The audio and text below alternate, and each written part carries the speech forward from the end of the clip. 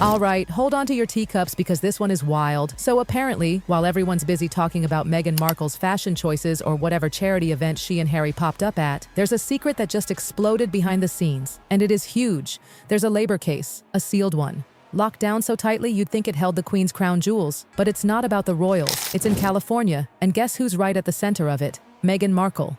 And her mom, Doria Ragland. Yes, Doria. The yoga-loving, sunglasses-wearing mom we all thought was just chilling in the background? Nope. She's allegedly running a private caregiving company, and there's zero trace of it being legit. No staff, no office, no credit card transactions, just cash, and more cash. And now there's a sealed labor case connected to it? Let's pause for a second. How does a company that seems to be a one-woman operation with no employees end up in a labor dispute? Who even filed the complaint? Against what? Red flag number 1. Now, this mysterious business of Doria's is called Loving Kindness in Your Care Management. Sounds sweet, right? Like something out of a Hallmark card. But don't be fooled by the name. This company supposedly offers caregiving services to elderly people, but only the wealthy ones. And how do we know that? Because Doria herself responds to inquiries. Yes, not a receptionist, not a company email, just Doria on her iPhone asking where you live. If you're not living in a ritzy zip code like West Hollywood or Santa Barbara, she's not interested in your grandma.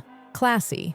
But things get even sketchier. The company paperwork has this bizarre clause that basically says, hey, no one here has an unresolved judgment from the Labor Department, unless there's an appeal happening. Like, what? Why would you even say that unless something was up? A normal company just checks the no box. But this? This sounds like legal gymnastics to hide the truth in plain sight. And here's where it turns into a full-blown mystery movie. When legal experts tried to look into the labor case, oh, they found it. Yep, the case exists. The judgment, the documentation, the whole shebang, but it's sealed. Completely. Like, not even lawyers can see it sealed. And who allegedly sealed it? None other than California Governor Gavin Newsom. Wait, what? Let's get this straight. A small-time caregiving company with one employee, if that, suddenly has a sealed labor case, and the governor gets involved? Since when does a governor care about some private caregiving business's dispute? Oh, but wait. This is the same Gavin Newsom who defended Meghan and Harry's Archwell Foundation when that hot mess of paperwork drama exploded. Remember that? Everyone was calling it sketchy, but Newsom was like, oh, just a small mistake, nothing to see here. Okay, so now we've got Gavin Newsom, a governor, stepping in to protect… what, exactly? A tiny care company with no office and one employee? Make it make sense. And while we're at it, let's talk about this company. Because loving kindness in your care management isn't just low-key. It's invisible. There's no physical office, no team, no bank records, no online presence aside from a dead-looking website. Everything is cash only, like actual bills, no digital trails, and the moment you reach out, Doria herself replies on her iPhone. And her first question? Not about your loved one, not about the kind of care needed. Nope.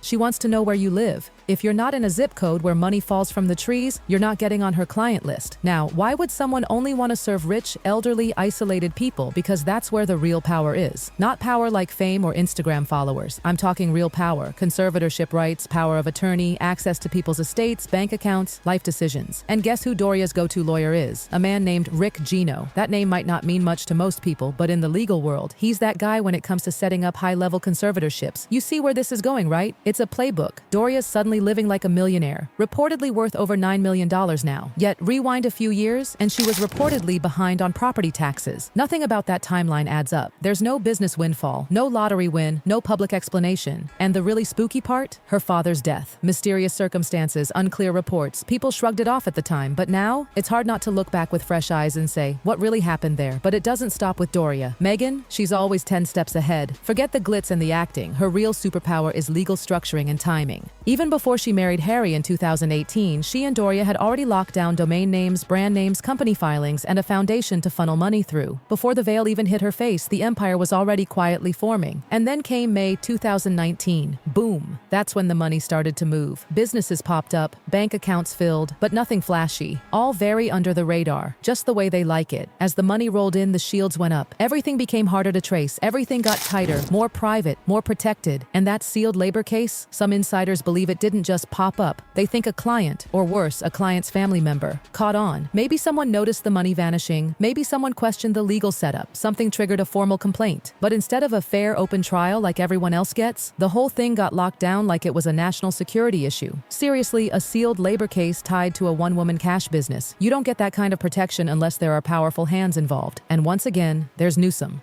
The same guy who mysteriously mismanaged millions from that California wildfire charity concert? Yeah, that guy. He's out here defending Archwell, and now reportedly helping sweep Doria's legal mess under the rug. It's almost like favors are being traded, or pressure is being applied, or just maybe someone higher up, maybe even from across the ocean, is making sure no dirty laundry leaks out. Because let's be real, Meghan might have left the royal family, but that doesn't mean she lost all her leverage. She still knows things, she still has access, and that means some people in very high places might want to keep her happy and quiet. Now let's pull the curtain back a little more.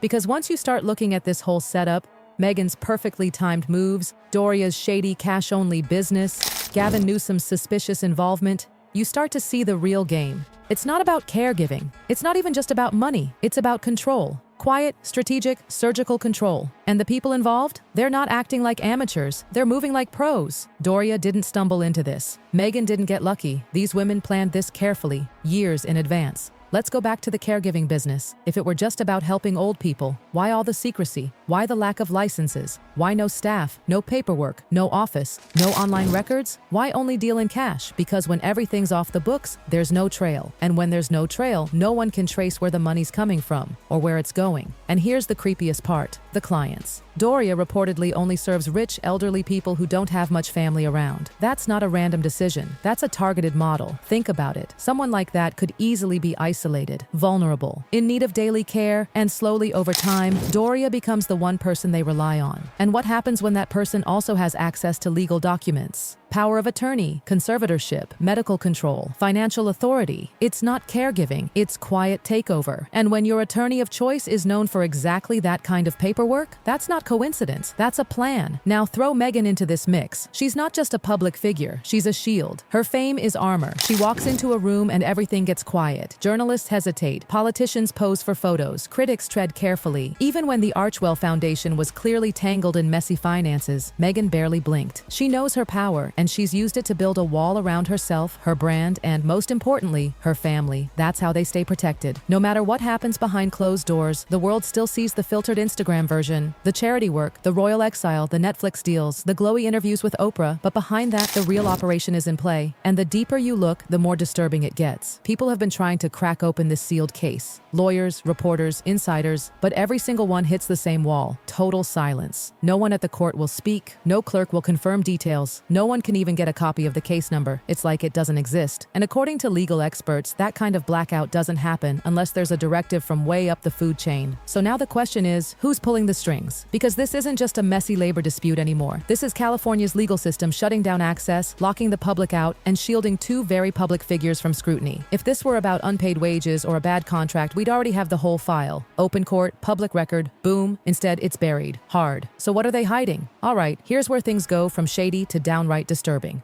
We've talked about Doria's so-called caregiving company. We've talked about the sealed case. We've talked about Meghan's perfectly timed legal and financial maneuvers. But let's talk about the people this might actually be hurting. Because remember, this business isn't for just anyone. It's only for the rich, the isolated, the vulnerable, and that's where it gets scary. When you serve clients who are elderly, wealthy, and cut off from family, you gain access to more than just their homes. You gain access to their lives. You can become the one who manages their meds, their appointments, their paperwork, their finances. All it takes is one legal document signed during a moment of trust or confusion or weakness, and boom, you're suddenly in control of someone's estate, their bank accounts, their will, their future. And here's what's terrifying. If even one of Doria's clients was taken advantage of, if even one was manipulated into giving access or signing over rights, then this isn't just a scandal anymore, it's criminal. Financial abuse of the elderly is real, and it's devastating. And the way this business operates, off the books, untraceable, shielded, it's a perfect storm for that kind of exploitation. And it's not just speculation anymore, because if this is elder abuse or fraud or a high-level cover-up, then we're not talking about tabloid drama anymore. We're talking about real victims, real damage, real crimes. And no title, no Netflix deal, no governor's silence can stop the fallout once it begins. Eventually, the curtain has to fall. And when it does, the people who spent the most time hiding behind it might be the ones with the most to lose. So watch closely. Listen carefully. The story isn't over. It's just beginning.